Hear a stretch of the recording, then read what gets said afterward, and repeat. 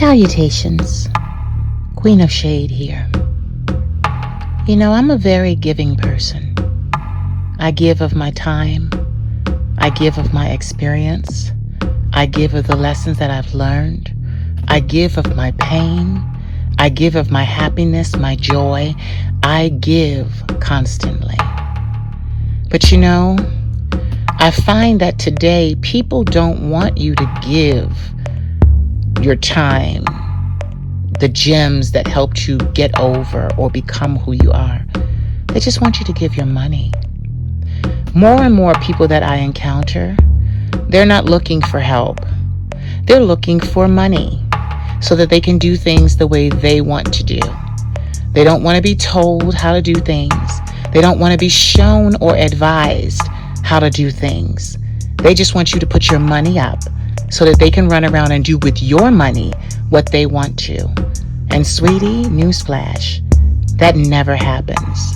If someone gives you a coin and it's an investment, oh honey, they're going to have a lot to say about how you use their coin and investment.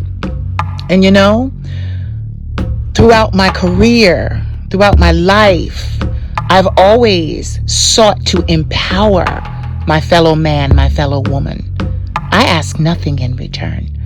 I will teach you what I learned becoming who I am. But the problem is this: most people out here, they don't want me to teach them that method. They don't want to do the hard work. They don't want to do the small detailing that it takes to safeguard themselves, their future, their wealth, and anything else that they choose to do. So because I keep running into people like that, that is why my price is the price for my mentoring. You're going to pay me. You are not going to give me grief or a headache because you come to me for help and then want to tell me how to help you. That doesn't work that way. And you know, some of them have even gone even further. I'm trying to teach them things. And they say to me things like, oh, well, you're not big enough to know that. Or I'm not going to pay attention to you because you don't have Billboard and this, that, and the other. And I'm like, sweetie, didn't I just tell you that all of that stuff is paid for? And you can't afford it. You can't afford me. But here I am helping you. And the little bit that I teach you is far too much for your simian brain. So what do? I release those people and I let them learn the hard way. And I feel no remorse. I feel no obligation. This is my life. I built it. I am divine.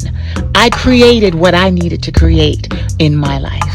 I own all of my intellectual property. I own everything, my masters, my music. It's all mine. That was a feat that was so difficult to do, but I did it. But I find that most people have a problem with patience. They don't want to wait. They want to immediately skyrocket to the top because they've been watching television for too long. They've been watching Grammys for too long. They've been watching BET Awards for too long. And they think that's how it's done. And sweetie, there is so much more that goes into a career and to rise to that level. There are a lot of sacrifices that are made, but there are also a lot of research and development that is done.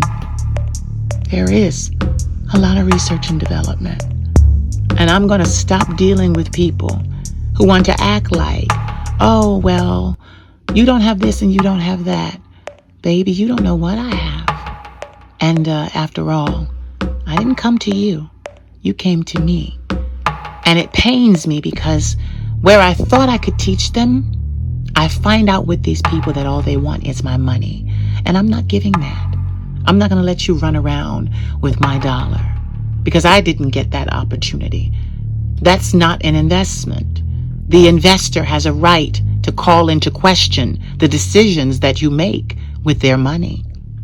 But a lot of black artists keep signing to these labels because they don't have the startup capital to launch their careers.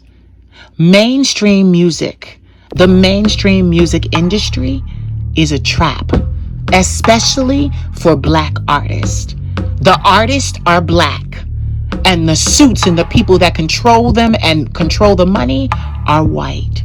One of my dear friends, Thornell Jones Jr., who's been in the industry for 30 years, worked with Diana Ross, Jill Scott, and so many others, gave me that nugget of wisdom during our interview.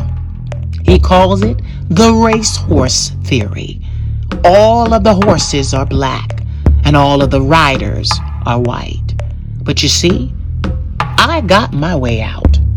I found my way, and I did extensive research over 20 years to get to where I am. Baby, if you want to be a horse ridden by a rider, you go ahead right on. But don't come to me when the shit hits the fan. Don't come to me when you failed to realize that you needed to know more information and then you did not know it and it cost you millions. Don't come to me then. Sweetheart, the only reason why you have access to me now is because I choose to interact with you and the public. But do you know someone of my caliber you wouldn't even have access to? I'm an entrepreneur.